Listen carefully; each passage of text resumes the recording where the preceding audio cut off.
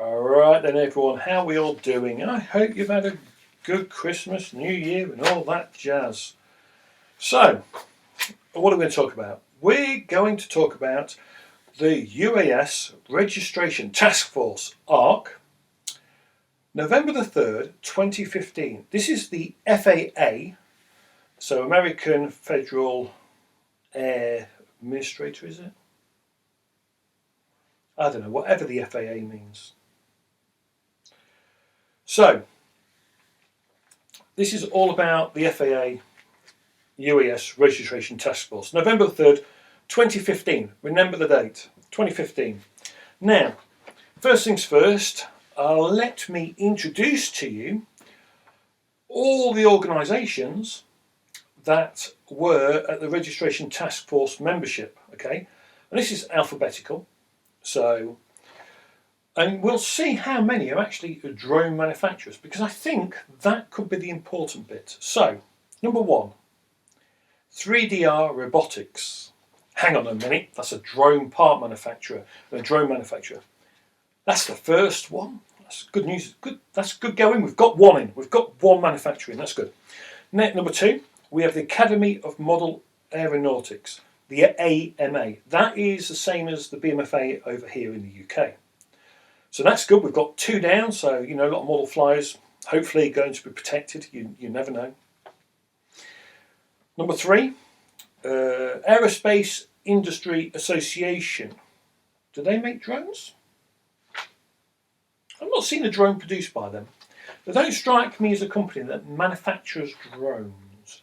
And I'm talking hobby / small commercial drones. I've not seen them make anything. Could be wrong. You know, I could be wrong. Number 4, we've got Airline Pilots Association. Now, hang on a minute. This is UAS Registration Task Force, Airline Pilots Association. Not sure why they're there. Aircraft Owners and Pilots Association. So, do manned aircraft owners and the Pilots Association make drones? No. No, I don't see that either. No, that doesn't make sense. Oh, you're going to love this one. Number 6. Now, these people do make a drone, or did. They did some R&D, and they had an input. Although they don't make consumer drones, they do sell them. Does that give you a clue who it is? It's Amazon Prime Air. So they manufacture drones and design and build their own. So maybe they're not a big producer though, and I can't buy any of their shizzle. So, you know, is there any point to them? Probably not. Why would they be in this group? Because their input's about as good as ice in a salt mine. Number 7, it gets better. We had Amazon Prime Air. Amazon Retail. They manufacture drones as well. Oh dear, I think they sell them. I think the FAA invited some people that have got nothing to do with anything. We've got the American Association of Airport Executives. Do they manufacture a drone? I've not seen their drone either. We have the Association of Unmanned Vehicle Systems International. Never heard of them. Not got Scooby-Doo. Association of blah blah blah. Number 10, we have yet another drone manufacturer, Best Buy. No, sorry, I'm wrong. No, that's a retailer. We have another drone, someone that sells drone products. What else? Oh, Consumer Electronics Association. I don't recall them making a drone. Wait. Number 12, a drone manufacturer that might know some shizzle. DJI. Yay, DJI are in there. We've actually got one. That's the third one out of 12. That makes a lot of sense, doesn't it? 13, General Aviation Manufacturers Association. I've not seen a drone from them either. I think they make manned aircraft and to do with that side of things. I've not seen them produce anything. I've not even seen them on the blue UAS list. I could be wrong. But even today, if you look, I don't see them on the blue UAS list. Number 14. Oh, Google X, which is basically, that's Google Wing, by the way. And they were also the chair, so they didn't get a lot of vote. They didn't get to vote. They chaired the meeting.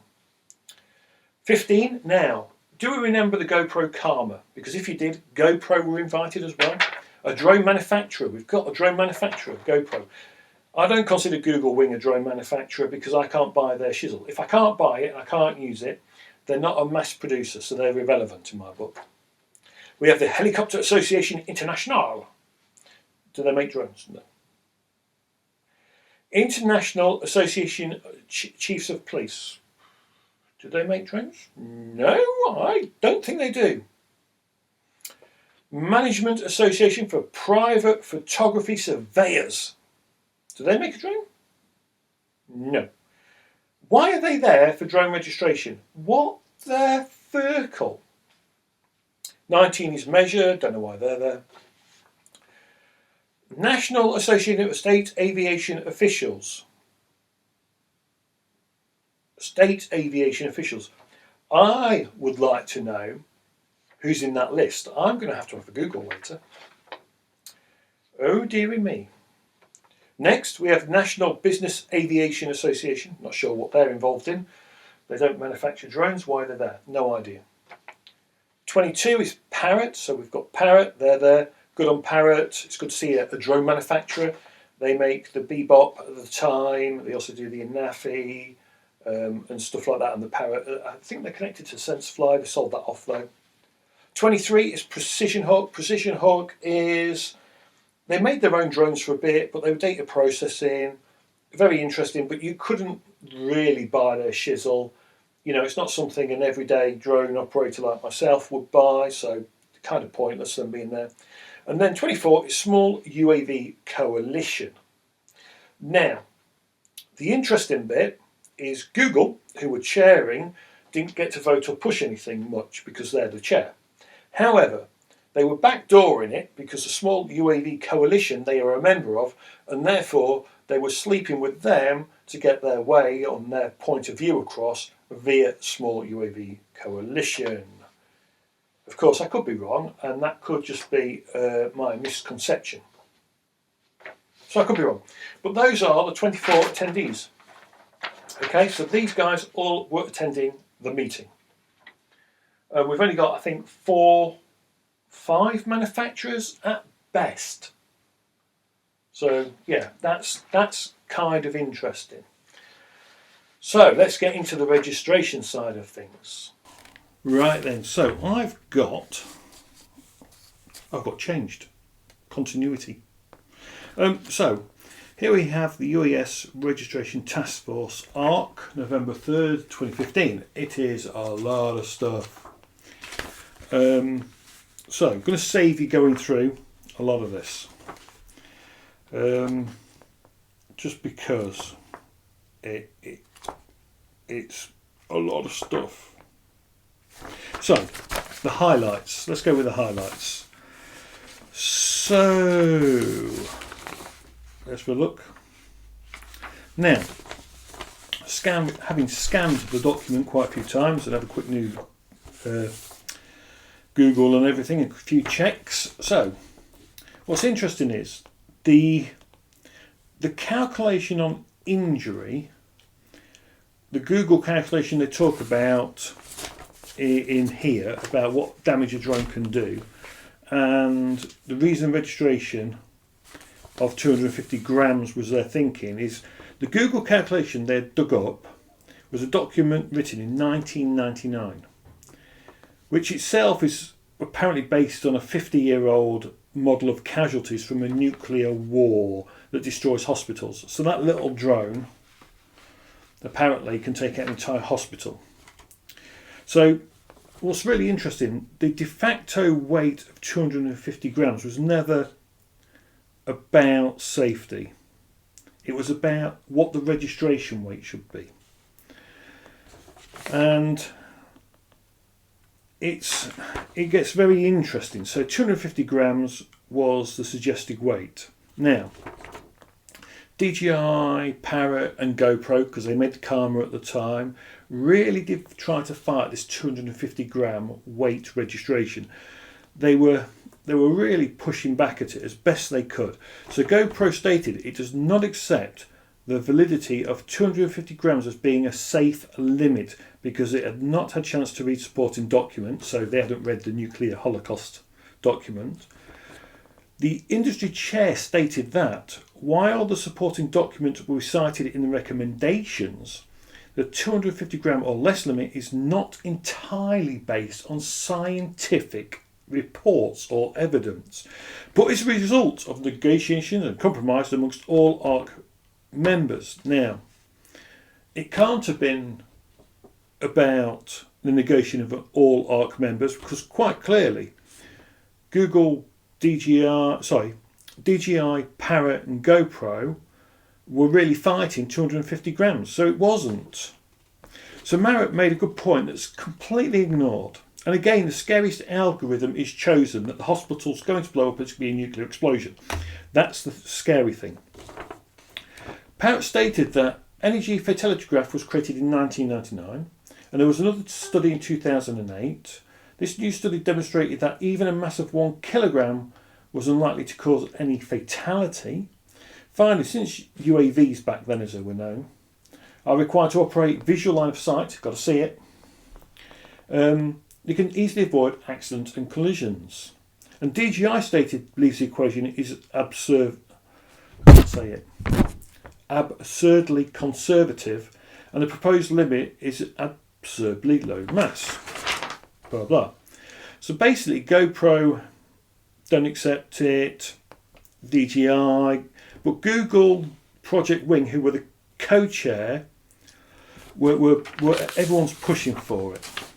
Okay, and it gets very, very, very, very interesting, and it's all about pushing that through. Now, the American Airline Pilot Association, who were also there, they came with a set of scales.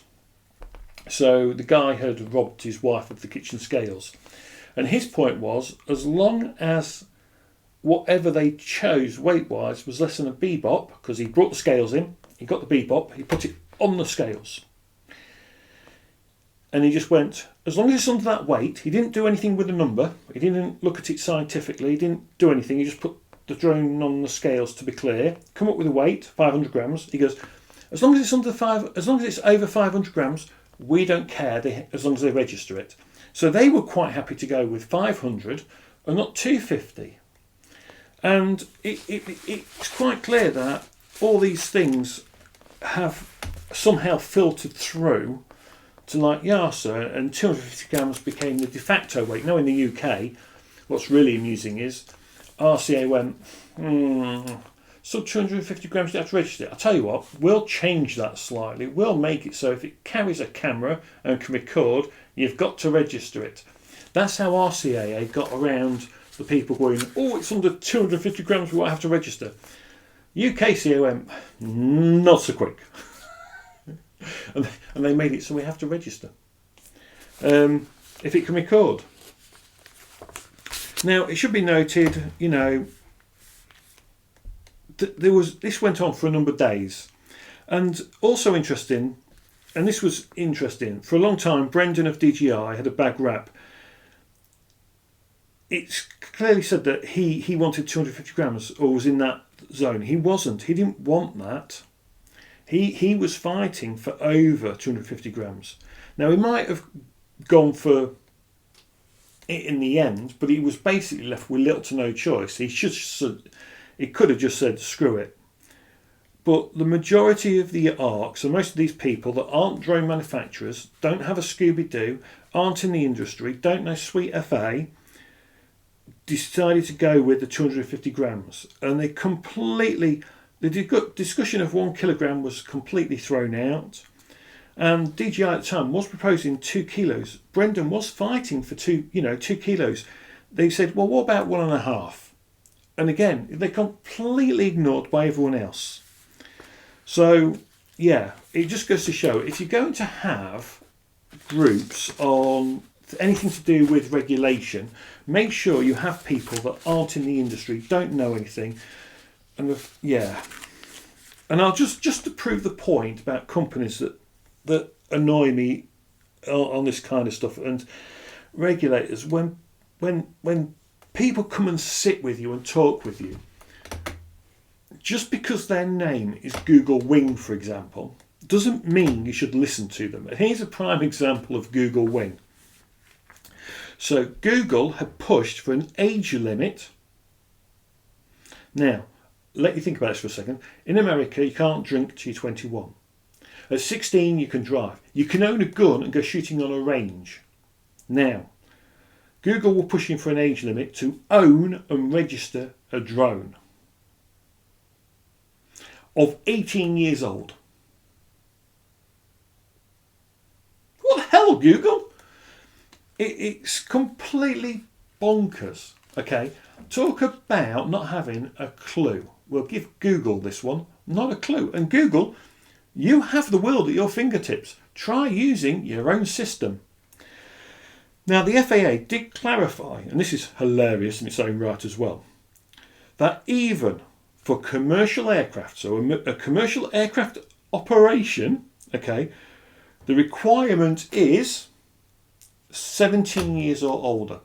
So you can have a commercial plane in America, FAA registered, right, run a business and everything, if you're 17 or over. Holy crap! And DGI proposed, and the group agreed, that an age limit of registration should be 13 years or older. Anyone younger than 13 would have to get their legal guardian to do the sign up and do all the agreement. So, yeah, it's really interesting. And also, free cost was one. So in this document, they said, "Oh, it'll be free. We'll make it free. We'll do it as a free thing." No, they didn't. It came out down to $5 in the end. In the UK, we get shafted. It's £9. £9 for something I never used to have to register.